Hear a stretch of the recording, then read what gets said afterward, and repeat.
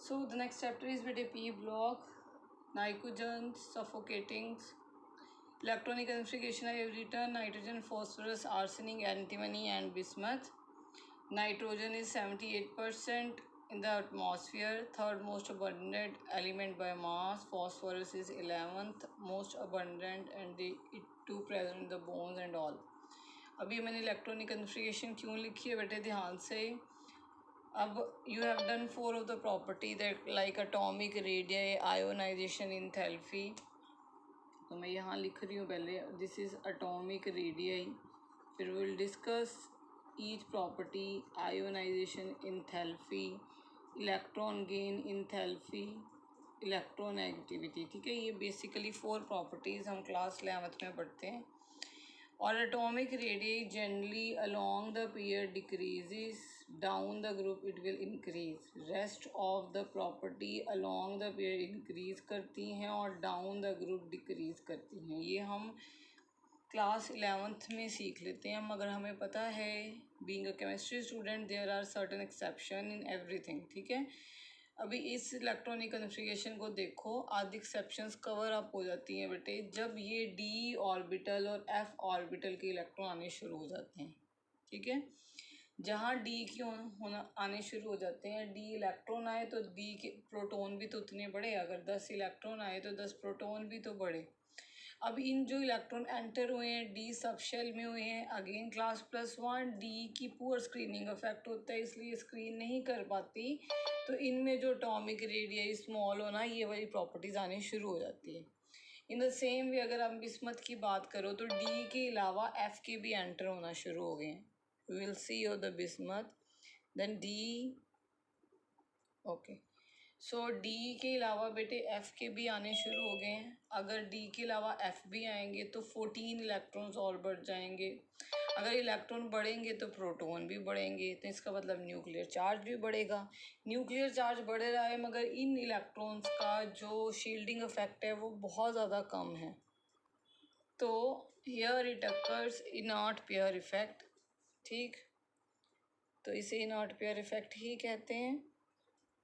Okay, क्योंकि ये जो एफ़ इलेक्ट्रॉन है एफ़ और डी के तो पहले ही स्क्रीन नहीं कर पाते थे. ठीक है, तो यहाँ पे अगर हम एफ़ इलेक्ट्रॉन्स आने शुरू हो जाते हैं बेटे, तो एफ़ इलेक्ट्रॉन का जिस शेल में जा रहे हैं, जिस सब शेल में जा रहे हैं उसका डिफ्यूज इलेक्ट्रॉन क्लाउड है, तो इसका वो शील्ड नहीं कर पाएगी. अगर स्क्रीन नहीं कर पाएगी तो इलेक्ट्रॉन पास चले जाएंगे अपने न्यूक्लियस के. तो यहाँ पे एक्सेप्शंस आएंगी, यहाँ पे आएंगी जहाँ पे डी शुरू हो जाएंगे. बाकी हम वैसे ही प्रॉपर्टी स्टडी करेंगे. सो let us start with the properties of nitrogen. Like nitrogen suffocating. ठीक है, नाइट्रोजन ग्रुप. तो सबसे पहले हम फिजिकल प्रॉपर्टीज़ की बात करें. I am just writing the name of the property and then I will tell you. फटाफट से, तो properties are atomic radius. As I told you before, the first property is atomic radii. Okay, second property is beta ionization enthalpy. Third property is electronegativity.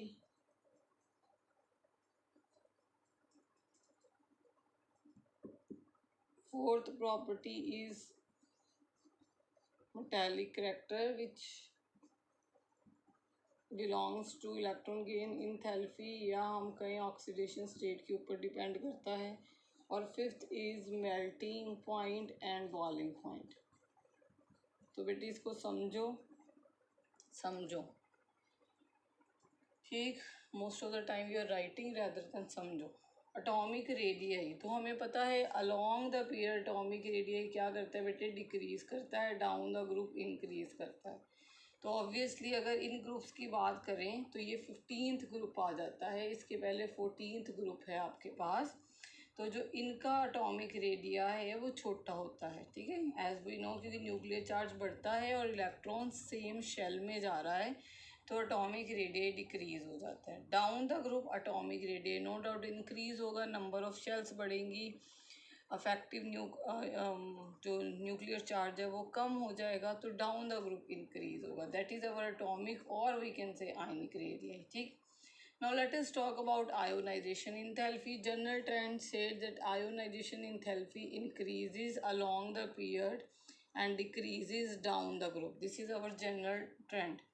ठीक है, तो इनकी जो ionisation enthalpy है क्यों इंक्रीज होती है, अगेन वी नो, क्योंकि साइज पीरियड में जाते हुए कम हो जाता है. What is ionization enthalpy? It is energy required to remove an electron from isolated gaseous atom. ठीक, तो अगर साइज़ कम हो जाएगा आपको ज़्यादा एनर्जी प्रोवाइड करनी पड़ेगी इलेक्ट्रॉन निकालने के लिए. जितनी ज़्यादा एनर्जी प्रोवाइड करनी पड़ेगी उतना आपको मतलब उतनी मुश्किल से निकलता है. तो इस ग्रुप में वैसे भी ये बेटे हाफ फील्ड हैं, दे आर हाफ फील्ड. अगर हम कर 2p3 3p3 देखो तो they have half field configuration. तो आपको बहुत ज़्यादा एनर्जी लगानी पड़ेगी इनसे इलेक्ट्रॉन निकालने के लिए. ठीक है, और उसके बाद अगर हम नीचे आए, if you will come down the group, तो क्या हो जाएगा, आयोनाइजेशन इंथैल्पी डिक्रीज हो जाएगी. आयोनाइजेशन इंथैल्पी डिक्रीज हो जाएगी. क्यों हो जाएगी? क्योंकि साइज बढ़ता जा रहा है. ओके, अब अगर हम ये पूरे ग्रुप की बात करें, आई विल रेजिंग इट, और यहाँ पे मैं आपको ग्रुप बना के रखूँ आपका, कि आपको कोई भी प्रॉपर्टी स्टडी करनी हो. अभी मैंने आपको बोला कि यहाँ डी आने शुरू हो जाते हैं बेटे, यहाँ पे एफ. तो जहाँ पे डी और एफ आने शुरू हो जाते हैं ना, वहाँ पे एक्सेप्शंस आनी शुरू हो जाती हैं. ठीक है, अगर डाउन द ग्रुप आओ तो आर्सेनिक के साइज में इतना बड़ा नहीं होता. क्यों? यहाँ पे डी और एफ आने शुरू हो जाते हैं, तो स्मॉल इंक्रीज इन साइज नज़र आता है. No doubt there will be increase in size, मगर जितना यहाँ से यहाँ आते हुए इंक्रीज़ हुआ है बेटे, उतना यहाँ से यहाँ पे आते हुए इंक्रीज़ नहीं होगा. क्यों? अगेन डी ऑर्बिटल में बेटे जी इलेक्ट्रॉन एंटर हो रहे हैं, हो डी में रहे हैं. डी का पोर स्क्रीनिंग इफेक्ट है. वो आपको पता है क्लोवर लीव लाइक स्ट्रक्चर है, बिखरा हुआ है, तो वो न्यूक्लियस से अपने इलेक्ट्रॉन को शील्ड नहीं कर पाएगा. जब ये शील्ड नहीं कर पाएगा तो वो जो है इलेक्ट्रॉन्स पास आ जाएंगे. तो डाउन द ग्रुप जैसे हमारी वैसे आयोनाइजेशन एनर्जी का ट्रेंड चलता है वो नहीं चलता, क्योंकि न्यू इलेक्ट्रॉन जो है बहुत ज़्यादा पास आने शुरू हो जाते हैं. Okay, next is electronegativity. Again हमें ये भी पता है अलोंग द पीरियड इलेक्ट्रोनेगेटिविटी को क्या होता है. What is electronegativity? ये हम बॉन्डेड स्टेट की बात करते हैं या आइसोलेटेड स्टेट की बात करते हैं ना. तो it is tendency to attract the share period of electron. ठीक, more is the electronegativity, it increases along the period, क्योंकि अगेन साइज जो है वो डिक्रीज करता है और डाउन द ग्रुप जाके साइज इंक्रीज करता है, इसलिए इलेक्ट्रोनेगेटिविटी डिक्रीज करती है. मेटालिक रिएक्टर क्या होता है बेटे? मेटल्स कैसे हैं, इलेक्ट्रॉन देना चाहेंगे कि नहीं चाहेंगे. तो हमें पता है डाउन द ग्रुप फिर भी हो सकता है पॉसिबिलिटी कि साइज बढ़ता जा रहा है कि इलेक्ट्रॉन दे सकते हैं. ऊपर तो वैसे ही आयोनाइजेशन इंथैल्पी भी इनकी ज़्यादा है, इलेक्ट्रॉन गेन इंथैल्पी भी ज़्यादा है, इलेक्ट्रोनेगेटिविटी भी ज़्यादा है, तो ये इलेक्ट्रॉन इतनी आसानी से नहीं देंगे. ठीक, मगर नीचे जाते हुए क्योंकि साइज़ बहुत बढ़ता जा रहा है, इलेक्ट्रॉन्स बढ़ते जा रहे हैं, तो नीचे जाते वक्त जो प्रॉपर्टी है वो नॉन मेटल से मेटलॉइड की तरफ, फिर उसके बाद मेटल्स की तरफ चली जाती है. Talking about this group, nitrogen and phosphorus typically non metals होते हैं जी. ठीक है बेटे, फिर उसके बाद आर्सेनिक एंड एंटीमनी हमारे मेटलॉइड्स आ जाते हैं, और फिर हमारा ये बिस्मथ जो है इतने सारे इलेक्ट्रॉन लेके जो बैठा हुआ है वो मेटल बन जाता है. ठीक है, डाउन द ग्रुप हमेशा याद रखो बेटे मेटालिक करैक्टर इंक्रीज होता है, क्योंकि नंबर ऑफ शेल्स इंक्रीज हो जाती हैं तो इलेक्ट्रॉन देने की टेंडेंसी इंक्रीज हो जाती है. जैसे जैसे अलॉन्ग द पीरियड जाते जाओ, हमें पता है हम एस डी पी की तरफ जाएंगे, एस से डी में जाते हैं, डी से पी में जाते हैं, तो आपका नॉन मेटालिक करैक्टर इंक्रीज होता है. ठीक है, अलॉन्ग द पीरियड आते हुए जो नॉन मेटल की तरफ जाते हो, fluorine, chlorine, bromine, iodine are typically non metals. और डाउन द ग्रुप जाते हो क्योंकि साइज बढ़ता जाता है, इलेक्ट्रॉन बढ़ते जाते हैं, they have tendency to give the electrons, तो डाउन द ग्रुप आते आते मेटालिक करैक्टर इंक्रीज हो जाते हैं. और the point, so they are good metals अगर डाउन द ग्रुप देखें. एंड अलॉन्ग द पीरियड हमें पता है कि non metallic character will increase. So talking about melting and boiling point, again bete melting point will first increase from nitrogen to arsenic and then decrease from antimony to bismuth. ठीक है, again वही D electron की पोर screening effect and all सब कुछ inert pair effect लग के यहाँ पे, क्योंकि इनका इनर्ट पेयर इफेक्ट फिर से आपको रिकॉल करवाते हैं बेटे। एफ इलेक्ट्रॉन डी इलेक्ट्रॉन आने के कारण ही जिस सब शेल में जा रहे हैं उसके कारण एफ और डी जो है क्लोवर लाइक है, एफ है और ज़्यादा डिफ्यूज्ड है, तो इनका पोर स्क्रीनिंग इफेक्ट होता है जी बेटे जी। तो अगर देखो ये न्यूक्लियस है, दिस इज अ न्यूक्लियस, अब एफ ऐसे बिखरा हुआ है, फॉर एग्जांपल अगर मैं डी बनाऊं तो एफ उससे भी ज़्यादा बिखरे हुए हैं ऐसे, तो ये जो बाहर वाला एस है ना इसको स्क्रीन नहीं कर पाता ये एफ। जो एस होता है वो सफेरिकल है, वो बिखरा हुआ नहीं है, वो सफेरिकल है। जब एस सब शेल में इलेक्ट्रॉन जाते हैं ना वो न्यूक्लियस के अराउंड ऐसे ऐसे होते हैं। जो डी और एफ में जाते हैं वो बिखरे हुए हैं, डिफ्यूज हैं दोनों, तो उनकी इलेक्ट्रॉन बीच बीच में जगह रह जाती है। देखो जैसे बीच बीच में यहाँ पे जगह रह जाती है ये वाली, तो यहाँ से ये शील्ड नहीं कर पाते, तो जो न्यूक्लियस है इसके अंदर जितने आपने मान लो इसमें आपने 5 इलेक्ट्रॉन भेजे हैं तो 5 प्रोटॉन भी तो बड़े होंगे। अब ये प्रोटॉन बाहर वाली इलेक्ट्रॉन को अपनी तरफ खींचना शुरू कर देते हैं, ये थिंग इज दैट। ठीक है, तो एफ ऑर्बिटल में आते आते एफ के तो बहुत बिखरा हुआ डिफ्यूज इलेक्ट्रॉन क्लाउड होता है। इलेक्ट्रॉन जरूर बढ़ते हैं, हमें पता है उतने ही प्रोटॉन बढ़ेंगे, इतना we are knowing about atomic number since class 9। तो इसलिए नीचे आते वक्त इनर्ट पेयर इफेक्ट लग जाता है, इसलिए मेल्टिंग बॉइलिंग पॉइंट पहले इंक्रीज होता है, फिर एंटीमनी टू बिस्मथ डिक्रीज होता है, क्योंकि जो डी और एफ के जो वो हैं इलेक्ट्रॉन है बॉन्डिंग में पार्टिसिपेट नहीं कर पाते, तो लोअर ऑक्सीडेशन स्टेट ज़्यादा स्टेबल हो जाती है। Will see further. Now let us start the trend in chemical reactivity. Chemical reactivity में वो रिएक्ट कैसे करते हैं, वो हाइड्रोजन के साथ कैसे रिएक्ट करते हैं, वो हैलोजन्स के साथ कैसे रिएक्ट करते हैं, या उनकी ऑक्सीडेशन स्टेट क्या है। ठीक है बेटे, so let us start with chemical reactivity. तो अब we are 12th class student, we know that एक ही ऑक्सीडेशन स्टेट नहीं होती, हम वैलेंसी की बात नहीं करते, हम ऑक्सीडेशन स्टेट की बात करते हैं। तो I am again writing your group first. Okay, so general electronic configuration is ns2np3, this we know very well। ठीक है बेटे, तो अब अगर इनकी बात करें तो हमें पता है कि इनका p हाफ फिल्ड है, इनको कितने इलेक्ट्रॉन और चाहिए, इनको 3 इलेक्ट्रॉन और चाहिए कि अपनी जो है इलेक्ट्रॉनिक कन्फिगरेशन स्टेबल कर ले। ठीक है, क्योंकि 3 है तो 3 और चाहिए हमें बताएं। अब जो नाइट्रोजन है सबसे ज़्यादा इलेक्ट्रोनेगेटिव है, नाइट्रोजन सबसे ज़्यादा बेटे इलेक्ट्रोनेगेटिव ही है, तो इसका मतलब इसके पास टेंडेंसी है दूसरे से इलेक्ट्रॉन खींचने की। ठीक है, दूसरे से इलेक्ट्रॉन खींचने की, तो ये जल्दी से इलेक्ट्रॉन खींच लेता है और N3 नेगेटिव जल्दी से बनने की टेंडेंसी, क्योंकि इसका एक तो साइज़ छोटा है और इसकी इलेक्ट्रोनेगेटिविटी बहुत ज़्यादा होने के कारण बेटे जी ये 3 इलेक्ट्रॉन खींच के ये जो है नाइट्राइड्स बना देगा जैसे मेटल्स वगैरह के साथ। इसके अलावा अगर हम डाउन द ग्रुप आए, ये -3 ऑक्सीडेशन स्टेट से पॉजिटिव की तरफ जाएगी। क्यों जाएगी, क्योंकि इनकी इलेक्ट्रोनेगेटिविटी जो है वो बेटे डिक्रीज़ होगी, आयोनाइजेशन इंथैल्पी जो है वो डिक्रीज़ होगी। ठीक है, और अगर अदर एलिमेंट इस ग्रुप के बनाएंगे अगर -3 तो कोवलेंट बनाएंगे, अगर ये बनाएंगे तो ये आयनिक बना सकता है, ये कोवलेंट बना सकता है।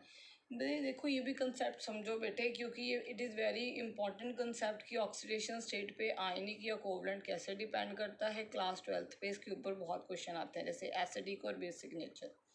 ठीक है बेटे, अब नाइट्रोजन बीइंग इलेक्ट्रोनेगेटिव किसी से इलेक्ट्रॉन ईजिली खींच लेगा बेटे। ठीक है, जब ये किसी से इलेक्ट्रॉन खींच लेगा तो इसके ऊपर कंप्लीट नेगेटिव चार्ज आ जाएगा और दूसरे के ऊपर कंप्लीट पॉजिटिव चार्ज आ जाएगा, क्योंकि ये खींच लेगा। तो ये वाला जो बॉन्ड है फिर भी थोड़ा आयनिक होगा, ठीक। नो डाउट अगर फॉस्फोरस, आर्सेनिक और एंटीमनी ऐसे कुछ लगे होंगे तो ये B-3 ऑक्सीडेशन स्टेट शो करेंगे, मगर ये इतने ज़्यादा इलेक्ट्रोनेगेटिव नहीं है, इसलिए इतना खींच नहीं पाते इलेक्ट्रॉन। जब खींच नहीं पाते तो बीच में ही इनके इलेक्ट्रॉन रह जाते हैं, तो बॉन्ड आयनिक ना रह के बॉन्ड कोवलेंट हो जाता है, ठीक है बेटे। वो इलेक्ट्रॉन लेते ज़रूर हैं क्योंकि इनको चाहिए, और उनसे ज़्यादा इलेक्ट्रोनेगेटिव हैं। तो हमें पता है रिडॉक्स में लास्ट ईयर हम पढ़ चुके हैं कि जो ऑक्सीडेशन स्टेट है वो अपीयर करती है डिपेंडिंग कौन सा एटम उसके साथ लगा है, ठीक। नो डाउट वो इलेक्ट्रोनेगेटिव है, पर इतनी इलेक्ट्रोनेगेटिव नहीं है कि कंप्लीटली अपने पास इलेक्ट्रॉन लेके रख लें। जब वो कंप्लीटली नहीं रख पाते तो बीच में रह जाता है, तो वो कोवलेंसी की तरफ बॉन्ड चला जाता है रैदर देन आयनिक। आयनिक तब बनता है कि जब एक पूरा का पूरा अपने ऊपर इलेक्ट्रॉन ले ले। कोवलेंट तब बनता है जब बीच में इलेक्ट्रॉन रह जाते हैं, ठीक। आयनिक तब बनेगा जब उसके पास ज़्यादा टेंडेंसी इलेक्ट्रॉन गेन करने की, लाइक इलेक्ट्रॉन गेन इंथैल्पी ज़्यादा हो, ये सब कुछ फैक्टर्स होते हैं। कोवलेंसी की तरफ जब जाएगा, जब वो खींच ही नहीं पाएगा, इलेक्ट्रोनेगेटिविटी डिफरेंस इतना ज़्यादा होगा नहीं, तो बीच में इलेक्ट्रॉन आ जाते हैं।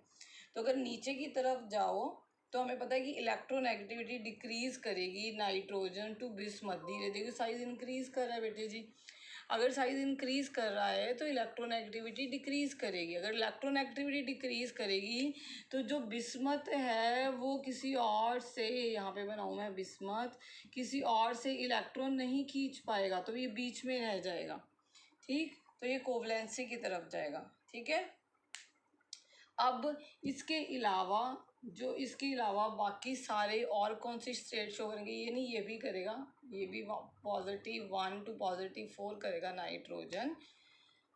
तो आप इसके अलावा इनकी जो स्टेबल है, जो जनरल है, वो +3 और +5 है। रिमेंबर क्लास 9th आपकी एक साइड पे लिखा आता था कि मैं इस ग्रुप का +3 और +5 भी है, then you are not aware कि कैसे बनती है। अब आपको पता है कि अगर इलेक्ट्रोनेगेटिव इनके साथ ज़्यादा लगा हो, फॉर एग्जांपल अगर फॉस्फोरस के साथ 3 क्लोरीन लगे हों तो ये क्लोरीन अब इससे खींचेंगे, तो फॉस्फोरस के पास +3 ऑक्सीडेशन स्टेट बनेगी। वैसे ही फॉस्फोरस के पास अगर 5 फ्लोरीन लगे होंगे तो ये फॉस्फोरस से खींचेगी, रैदर देन फ्लोरीन नहीं खींचेगी, रैदर देन फॉस्फोरस नहीं खींचेगी फ्लोरीन से, मगर फ्लोरीन खींचेगी 5, तो ये +5 ऑक्सीडेशन स्टेट शो करेगा, ठीक है। मगर नीचे जाते वक्त अगेन रिमेंबर एस ब्लॉक, यहाँ पे क्या लगता है बेटे, इनर्ट पेयर इफेक्ट। तो बिस्मथ में +3 ऑक्सीडेशन स्टेट स्टेबल हो जाती है एज कंपेयर टू +5। अगेन बेटे क्योंकि F जो सब शेल में इलेक्ट्रॉन एंटर हो रहे हैं, it has poor screening effect.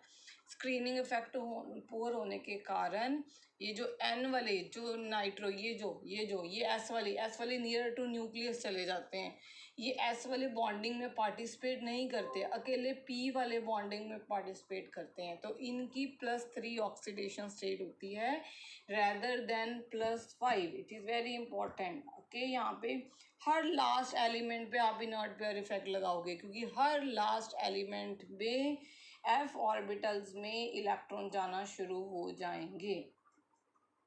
Very very very very important point बेटे, यू विल बी कंफ्यूज्ड। जैसे कि अगर आपको नेक्स्ट जब हम ऑक्साइड्स करेंगे तो जैसे आपसे पूछा जाता है कि N2O5 की में नाइट्रोजन की कोवलेंसी क्या है, कोवलेंसी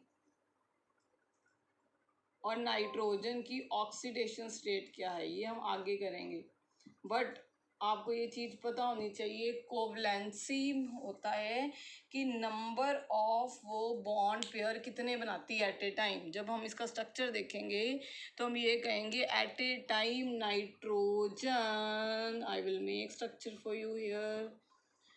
सो दिस इज N25, इसको ध्यान से समझो बेटे, एक 1 मार्क्स का क्वेश्चन पक्का पेपर में होता है कि इसमें नाइट्रोजन की कोवलेंसी क्या है, तो जनरली बच्चे 5 लिख के आते हैं, इसमें 5 कोवलेंसी नहीं है। कोवलेंसी नाइट्रोजन की 4 से ज़्यादा नहीं हो सकती। कोवलेंसी का मतलब ये होता है बेटे एट ए टाइम वो बॉन्ड कितने बना रही है, किसी दूसरे के साथ बॉन्ड कितनी बना रही है। ऑक्सीडेशन स्टेट होती है कि कोई दूसरा एलिमेंट इससे कितने इलेक्ट्रॉन खींच रहा है, दैट इज ऑक्सीडेशन स्टेट। क्योंकि बीइंग ऑक्सीजन ज़्यादा इलेक्ट्रोनेगेटिव, इसलिए ये खींचता है वो अलग बात है, मगर एज ए बॉन्ड वो 4 ही बना सकती है। वो बॉन्ड 4 क्यों बना सकती है? तो आपको इसकी इलेक्ट्रॉनिक कन्फिगरेशन पता है जी। You are very much intelligent. This is 2s2 2p3। Had you ever heard about 2D? No, we haven't heard about 2D. No 2D is there. उसके बाद 3s स्टार्ट हो जाता है बेटे, 1 2 3 4 एंड 5, ठीक है। अगर 3D स्टार्ट हो जाता है उसके बाद 3s स्टार्ट हो जाता है, 2D हमारे पास नहीं है, तो एट ए टाइम हमारे इसके पास नाइट्रोजन के पास कितने ऑर्बिटल अवेलेबल हैं? 1 2 3 4। ये 4 ऑर्बिटल बॉन्डिंग में पार्टिसिपेट कर सकते हैं, 5th इसके पास नहीं है, तो इसकी कोवलेंसी बेटे 4 से ज़्यादा नहीं हो सकती। yes, it can give, it can share its 5 electron, so it oxidation can be +5 अगर इसके साथ कोई इलेक्ट्रोनेगेटिव एलिमेंट लगा हो इससे ज़्यादा, ठीक है बेटे। मगर इसकी जो कोवलेंसी है वो 4 से ज़्यादा कभी नहीं होती। रिमेंबर, अगर ये बहुत बारी आ चुके हैं एग्जाम्स में, what is the covalency of nitrogen in N2O5, तो remember the covalency is always and always the number of bond a atom is forming, and nitrogen kind of atom which doesn't have D electrons 2D नहीं होता, 3s 3p 3d होता है। तो 3D में जब जाएंगे हम, फॉस्फोरस में जाएंगे, तो उसकी कोवलेंसी हम बढ़ाएंगे आगे, ठीक है, उसकी 6 तक लेके जाएंगे, मगर इसकी नहीं, इसकी नहीं, 4 से ज़्यादा नहीं, रिमेंबर, ठीक है। जैसे ये है तो इसने ये 5 बॉन्ड बनाए हैं, तो ये देखो ये वाला बॉन्ड शेयरिंग से बना है, ये वाला बॉन्ड भी शेयरिंग से बना है, ये मान लो ये भी नाइट्रोजन का 1 इलेक्ट्रॉन है, ये भी नाइट्रोजन का ये 1 इलेक्ट्रॉन है, ये भी नाइट्रोजन का, ये 3 इलेक्ट्रॉन हो गए, और इसमें से ये 2 इलेक्ट्रॉन है, ये कोऑर्डिनेट और डेटिव बॉन्ड बना के बैठा हुआ है। दिस इज अ कोऑर्डिनेट और डेटिव बॉन्ड। तो covalency of nitrogen can't be more than 4, इसलिए कोई भी ऐसी चीज़ नहीं दिखा सकती कि 5 इलेक्ट्रॉन ये दे दे, ओके बेटे। मगर जो बाकी हैं, जैसे फॉस्फोरस, नीचे की तरफ जाओ तो इसकी कोवलेंसी जो है वो मोर देन 4 हो सकती है, डिपेंडिंग इसके साथ ज़्यादा इलेक्ट्रोनेगेटिव एलिमेंट लगा होना चाहिए, जैसे कि हेलोजेंस, ठीक है, ओके। तो ऑक्सीडेशन स्टेट जो नाइट्रोजन की है, it is given in NCERT, this section is important. +1 to +4 तक जितनी भी ऑक्सीडेशन स्टेट हैं वो डिसप्रपोर्शनेशन शो करती हैं बेटे इन एसिडिक मीडियम। मतलब अगर आपके पास कोई एसिड हो तो वो टूट सकता है और give rise to different oxidation state. For example, अगर आपके पास नाइट्रस एसिड हो तो it will form nitric acid, ठीक, और नाइट्रोजन मोनोक्साइड एंड वाटर।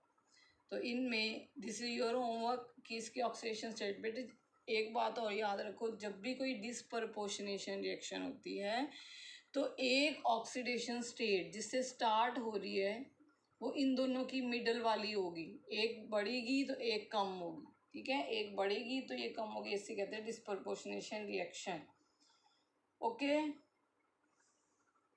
ऐसे ही बेटे फॉस्फोरस में all intermediate oxidation state from -3 to +5 show disproportionation in both acidic and basic medium.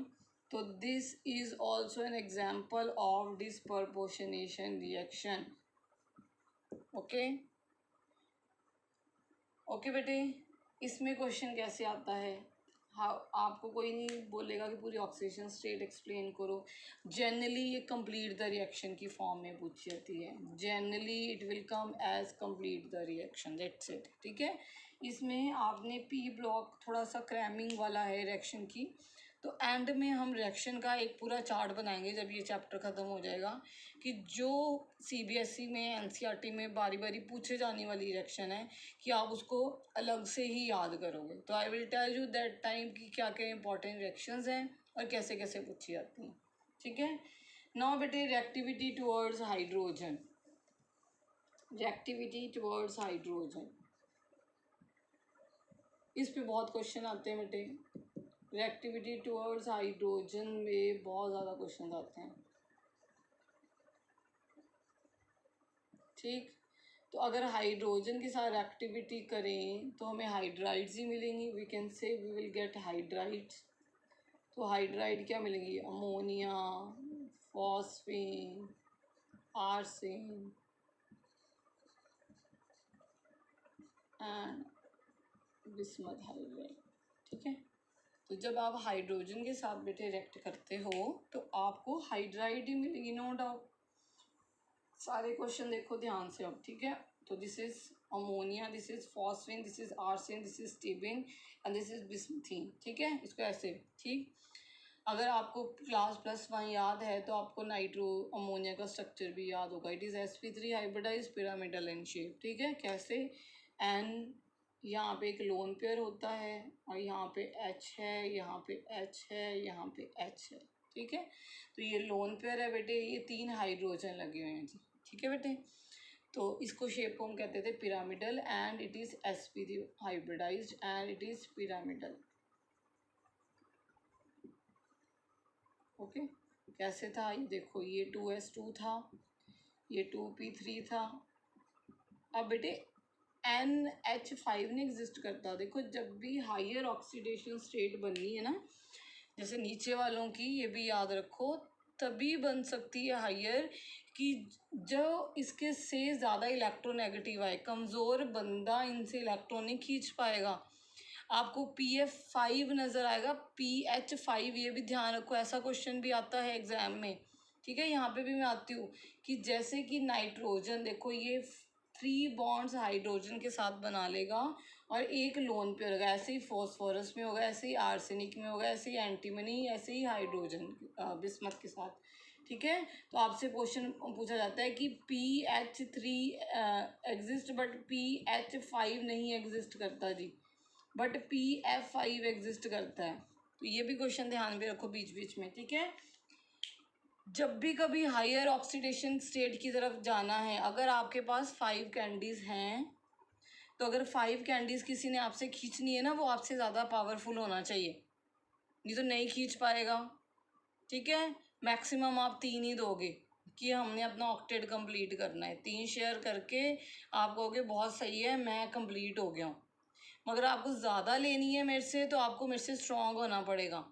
Hydrogen बहुत छोटा है, कोई इलेक्ट्रोनेगेटिव नहीं लेके बैठा, हद से ज़्यादा 3 कोवलेंट बॉन्ड बना लेगी, डेट्स इट। फॉस्फोरस इसके साथ 5 कभी नहीं, 5 बनाएगी अगर स्ट्रॉन्ग इलेक्ट्रोनेगेटिविटी वाला अप्रोच करेगा, जैसे कि फ्लोरीन। ठीक है बेटे, ये चीज़ें आपने ध्यान रखनी है कि 3 bond at a time hydrogen बनाएगी, फॉर PF5 के साथ 5 बॉन्ड बनाएगी। ठीक है, तो ऐसे क्वेश्चन भी याद रखने हैं बीच बीच में। अब हम थे यहाँ पे, तो मैंने पिरामिडल शेप बना दी। ठीक है, बना दी। अब सबसे पहले क्वेश्चन आता है इनका बॉन्ड एंगल पे। Let us talk about bond angle. जैसे कि मैं नाइट्रोजन और उसके बाद फॉस्फीन बनाती हूँ बेटे, और नेक्स्ट मैं नहीं बना रही अभी, तो पहले यही समझो। देखो इसमें एक कंसेप्ट बहुत आएगा इलेक्ट्रोनेगेटिविटी वाला। इलेक्ट्रोनेगेटिविटी जिनको याद नहीं है, मैं again and again speaking, it is a tendency to attract the share pair of electron and down the group this tendency decreases along the period. एक ही चीज़ डिक्रीज होती है, वो है एटॉमिक रेडियाई, याद रखो। एंड डाउन द ग्रुप एक ही चीज़ अगेन इंक्रीज होती है। ठीक है, दैट इज एटॉमिक रेडियाई। बाकी सारी डिक्रीज होती हैं, वो होती हैं mean ionisation enthalpy, electron gain enthalpy and electronegativity. ये दोनों आइसोलेटेड की बातें हैं, और ये जो बात है वो शेयर्ड पेयर की, कोवलेंसी जब बनती है, तो हम कोवलेंसी की बात कर रहे हैं बेटे, ये शेयरिंग करके बने हुए बॉन्ड है। ठीक है, डाउन द ग्रुप इलेक्ट्रोनेगेटिविटी क्या है, डिक्रीज करती है, और साइज क्या है, बड़ा होता जा रहा है, मोटो होता जा रहा है। नाइट्रोजन से बिस्मथ किससे जाते हुए इलेक्ट्रॉन बहुत बढ़ गए हैं, ये साइज छोटा सा था, इलेक्ट्रोनेगेटिविटी ज़्यादा थी। ये साइज बड़ा हो गया, इलेक्ट्रोनेगेटिविटी कम होगी। बिस्मथ तक आते आते साइज बहुत बड़ा हो गया और इलेक्ट्रोनेगेटिविटी बहुत ज़्यादा कम होगी। अब देखो बेटे, अगर इलेक्ट्रोनेगेटिविटी इसकी ज़्यादा, इसका मतलब ये इससे इलेक्ट्रॉन खींच रही है, ये इससे इलेक्ट्रॉन खींच रही है। जब ये इलेक्ट्रॉन इससे खींच रही है तो इलेक्ट्रॉन कहाँ इकट्ठे हो गए? इलेक्ट्रॉन तो नाइट्रोजन के पास इकट्ठे हो गए ना। अगर इसने ये जो दो इलेक्ट्रॉन है खींच लिए, तो ये दो इलेक्ट्रॉन कहाँ आ गए? यहाँ पे आ गए। ये देखो यहाँ पे, ठीक है बेटे जी, यहाँ पे आ गए इलेक्ट्रॉन। अब जब ये इलेक्ट्रॉन यहाँ पे आ गए, इलेक्ट्रॉन का चार्ज एक जैसा है, तो ये एक दूसरे को रिपेल नहीं करेंगे? करेंगे। रिपल्शन इन्होंने करनी है। अगर हम बात करें इसकी, इसका साइज बहुत बड़ा है और इलेक्ट्रोनेगेटिविटी इतनी ज़्यादा नहीं है, तो ये जो इलेक्ट्रॉन है वो अपने पास नहीं लेके आई, ये इससे थोड़े से दूर रह गए, यहाँ पे दूर रह गए। इसके इधर इधर रह गए, इधर आए ना तो थोड़ा इधर बना देते हैं, इधर रह गए, ठीक है। अब जब इलेक्ट्रॉन बहुत ज़्यादा पास आ गए तो एक दूसरे को रिपेल करेंगे, तो इन दोनों में डिस्टेंस बढ़ेगा, रिपल्शन होगी तो डिस्टेंस बढ़ेगा। तो ये मान लो मैंने डिस्टेंस ये बना दिया, in the same way distance इनका भी बढ़ेगा। ये बॉन्ड एंगल, ये एंगल ही तो है डिस्टेंस, तो ये एंगल क्या हो जाएगा? बढ़ जाएगा बेटे। डाउन द ग्रुप रिपल्शन कम हो जाएगी, इलेक्ट्रॉन हाइड्रोजन की तरफ लाई कर रहे हैं, तो जब रिपल्शन कम हो जाएगी तो बॉन्ड एंगल क्या हो जाएगा बेटे जी? डिक्रीज हो जाएगा। अगर बॉन्ड एंगल की बात करें तो हमने ये सीखना है, जैसे कि नाइट्रोजन का 107 है, इसका 93.6 है, इसका 94.8 है, ठीक है। तो ऐसे करके इसका और कम हो जाएगा, 91.3, इसका 91 हो जाएगा। तो ऐसे करके बेटे जो बॉन्ड एंगल है वो डिक्रीज हो जाएगा, ठीक है, क्योंकि जो इलेक्ट्रॉन इलेक्ट्रॉन रिपल्शन डिक्रीज हो जाएंगी, वो पास पास आना शुरू हो जाएंगे। तो ये पहला कंसेप्ट आपने सीखना है कि अगर हम हाइड्राइड की बात करें तो डाउन द ग्रुप जो बॉन्ड एंगल है वो डिक्रीज करता है। ये जो चीज़ ना इलेक्ट्रोनेगेटिविटी, आगे हम बेसिक करेक्टर करेंगे तब भी मैंने बोलनी है।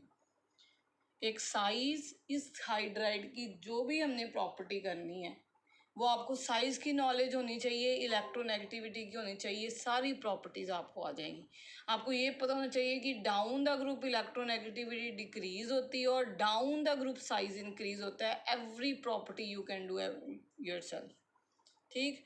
सो द टाइम इज अप बेटे, we will continue this chapter tomorrow at the same time.